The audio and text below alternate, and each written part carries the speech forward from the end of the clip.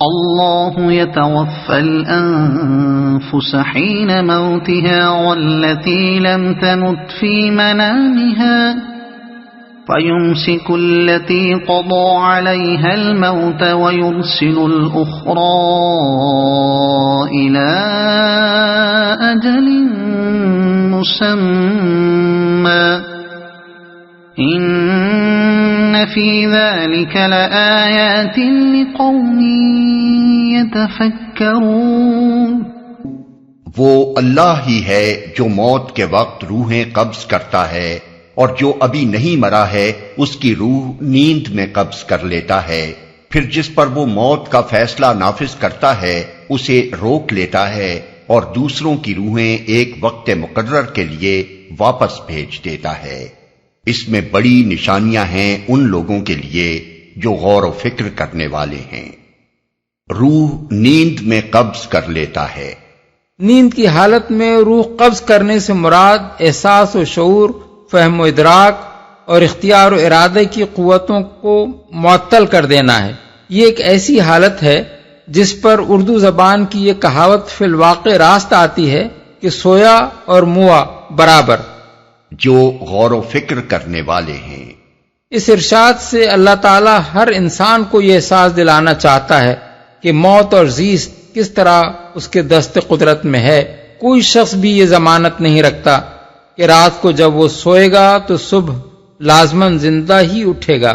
کسی کو بھی یہ معلوم نہیں کہ ایک گھڑی بھر میں اس پر کیا آفت آ سکتی ہے، اور دوسرا لمحہ اس پر زندگی کا لمحہ ہوتا ہے یا موت کا۔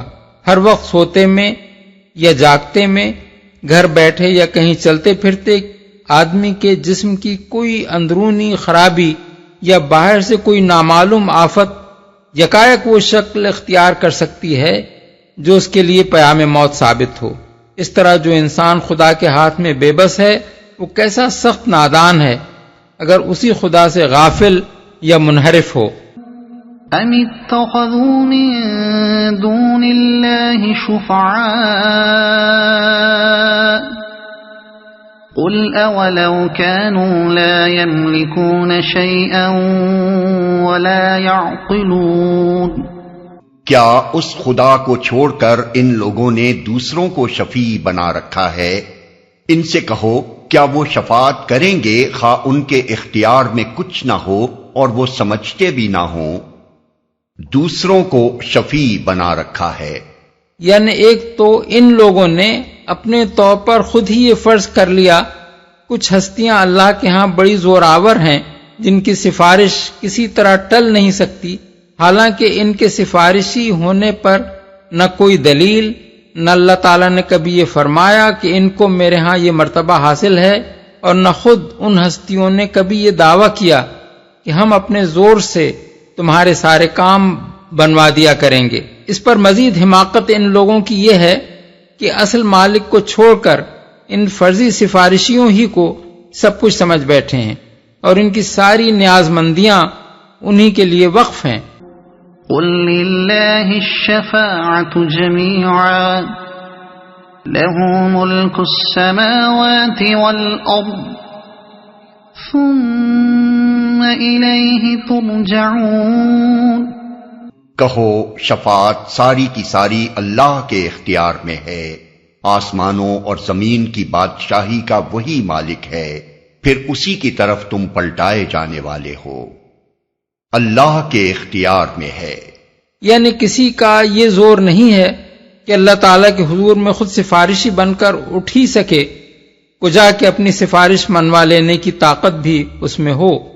یہ بات تو بالکل اللہ کے اختیار میں ہے کہ جسے چاہے سفارش کی اجازت دے اور جسے چاہے نہ دے، اور جس کے حق میں چاہے کسی کو سفارش کرنے دے اور جس کے حق میں چاہے نہ کرنے دے۔ وَإِذَا ذُكِرَ اللَّهُ وَحْدَهُ اشْمَأَزَّتْ قُلُوبُ الَّذِينَ لَا يُؤْمِنُونَ بِالْآخِرَةِ وَإِذَا ذُكِرَ الَّذِينَ مِن دُونِهِ إِذَا هُمْ يَسْتَبْشِرُونَ۔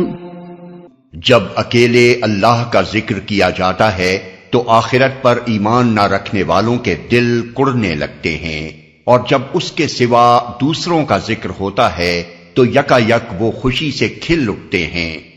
یہ بات قریب قریب ساری دنیا کے مشرکانہ ذوق رکھنے والے لوگوں میں مشترک ہے، حتیٰ کہ مسلمانوں میں بھی جن بدقسمتوں کو یہ بیماری لگ گئی ہے وہ بھی اس عیب سے خالی نہیں ہیں۔ زبان سے کہتے ہیں کہ ہم اللہ کو مانتے ہیں، لیکن حالت یہ ہے کہ اکیلے اللہ کا ذکر کیجئے تو ان کے چہرے بگڑنے لگتے ہیں۔ کہتے ہیں ضرور یہ شخص بزرگوں اور اولیاء کو نہیں مانتا، جبھی تو بس اللہ ہی اللہ کی باتیں کیے جاتا ہے، اور اگر دوسروں کا ذکر کیا جائے تو ان کے دلوں کی کلی کھل جاتی ہے اور بشاشت سے ان کے چہرے دمکنے لگتے ہیں۔ اس طرز عمل سے صاف ظاہر ہوتا ہے کہ ان کو اصل میں دلچسپی اور محبت کس سے ہے۔ علامہ آلوسی نے تفسیر روح المعانی میں اس مقام پر خود اپنا ایک تجربہ بیان کیا ہے۔ فرماتے ہیں کہ ایک روز میں نے دیکھا کہ ایک شخص اپنی کسی مصیبت میں ایک وفات یافتہ بزرگ کو مدد کے لیے پکار رہا ہے۔ میں نے کہا اللہ کے بندے اللہ کو پکار، وہ خود فرماتا ہے وَإِذَا سَأَلَكَ عِبَادِي عَنِّي فَإِنِّي قَرِيبٌ أُجِيبُ دَعْوَةَ الدَّاعِ إِذَا دَعَانِ۔ میری یہ بات سن کر اسے سخت غصہ آیا، اور بعد میں لوگوں نے مجھے بتایا کہ وہ کہتا تھا یہ شخص اولیاء کا منکر ہے، اور بعض لوگوں نے اس کو یہ کہتے بھی سنا کہ اللہ کی نسبت ولی جلدی سن لیتے ہیں۔ قل اللهم فاطر السماوات والأرض عالم الغيب والشهادة أنت تحكم بين عبادك فيما كانوا فيه يختلفون ولو أن للذين ظلموا ما في الأرض جميعا ومثله معه لافتدوا به من سوء العذاب يوم القيامة وبدا لهم من الله ما لم يكونوا يحتسبون وبدا لهم سيئات ما كسبوا وحاق بهم ما كانوا به يستهزئون۔ کہو خدایا آسمانوں اور زمین کے پیدا کرنے والے، حاضر و غائب کے جاننے والے، تو ہی اپنے بندوں کے درمیان اس چیز کا فیصلہ کرے گا جس میں وہ اختلاف کرتے رہے ہیں۔ اگر ان ظالموں کے پاس زمین کی ساری دولت بھی ہو اور اتنی ہی اور بھی، تو یہ روز قیامت کے برے عذاب سے بچنے کے لیے سب کچھ فدیے میں دینے کے لیے تیار ہو جائیں گے۔ وہاں اللہ کی طرف سے ان کے سامنے وہ کچھ آئے گا جس کا انہوں نے کبھی اندازہ ہی نہیں کیا ہے۔ وہاں اپنی کمائی کے سارے برے نتائج ان پر کھل جائیں گے، اور وہی چیز ان پر مسلط ہو جائے گی جس کا یہ مذاق اڑاتے رہے ہیں۔ فَإِذَا مَسَّ الْإِنسَانَ ضُرٌّ دَعَانَا ثُمَّ إِذَا خَوَّلْنَاهُ نِعْمَةً مِنَّا قَالَ إِنَّمَا أُوتِيتُهُ عَلَى عِلْمٍ بَلْ هِيَ فِتْنَةٌ وَلَكِنَّ أَكْثَرَهُمْ لَا يَعْلَمُونَ۔ یہی انسان جب ذرا سی مصیبت اسے چھو جاتی ہے تو ہمیں پکارتا ہے، اور جب ہم اسے اپنی طرف سے نعمت دے کر اپھار دیتے ہیں تو کہتا ہے کہ یہ تو مجھے علم کی بنا پر دیا گیا ہے۔ نہیں، بلکہ یہ آزمائش ہے، مگر ان میں سے اکثر لوگ جانتے نہیں ہیں۔ یہی انسان، یعنی جسے اللہ کے نام سے چڑ ہے اور اکیلے اللہ کا ذکر سن کر جس کا چہرہ بگڑنے لگتا ہے، علم کی بنا پر دیا گیا ہے۔ اس فقرے کے دو مطلب ہو سکتے ہیں۔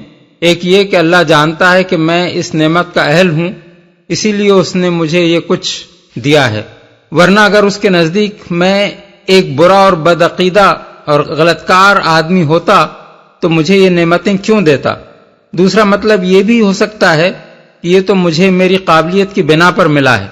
اکثر لوگ جانتے نہیں ہیں۔ لوگ اپنی جہالت و نادانی سے یہ سمجھتے ہیں کہ جسے کوئی نعمت مل رہی ہے وہ لازماً اس کی اہلیت و قابلیت کی بنا پر مل رہی ہے، اور اس نعمت کا ملنا اس کے مقبول بارگاہ الہی ہونے کی علامت یا دلیل ہے۔ حالانکہ یہاں جس کو جو کچھ بھی دیا جا رہا ہے اللہ تعالیٰ کی طرف سے آزمائش کے طور پر دیا جا رہا ہے، یہ امتحان کا سامان ہے نہ کہ قابلیت کا انعام، ورنہ آخر کیا وجہ ہے کہ بہت سے قابل آدمی خستہ حال ہیں اور بہت سے ناقابل آدمی نعمتوں میں کھیل رہے ہیں۔ اسی طرح یہ دنیاوی نعمتیں مقبول بارگاہ ہونے کی علامت بھی نہیں ہیں۔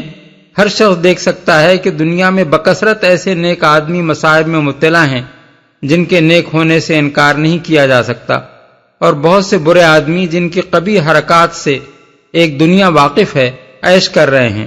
اب کیا کوئی صاحب عقل آدمی ایک کی مصیبت اور دوسرے کے عیش کو اس بات کی دلیل بنا سکتا ہے کہ نیک انسان کو اللہ پسند نہیں کرتا اور بد انسان کو وہ پسند کرتا ہے؟ قد قالها الذين من قبلهم فما أغنى عنهم ما كانوا يكسبون۔ یہی بات ان سے پہلے گزرے ہوئے لوگ بھی کہہ چکے ہیں، مگر جو کچھ وہ کماتے تھے وہ ان کے کسی کام نہ آیا۔ مطلب یہ ہے کہ جب ان کی شامت آئی تو وہ قابلیت بھی دھری رہ گئی جس کا انہیں دعویٰ تھا، اور یہ بات بھی کھل گئی کہ وہ اللہ کے مقبول بندے نہ تھے۔ ظاہر ہے کہ اگر ان کی یہ کمائی مقبولیت اور صلاحیت کی بنا پر ہوتی تو شامت کیسے آ جاتی؟ فأصابهم سيئات ما كسبوا والذين ظلموا من هؤلاء سيصيبهم سيئات ما كسبوا وما هم بمعجزين أولم يعلموا أن الله يبسط الرزق لمن يشاء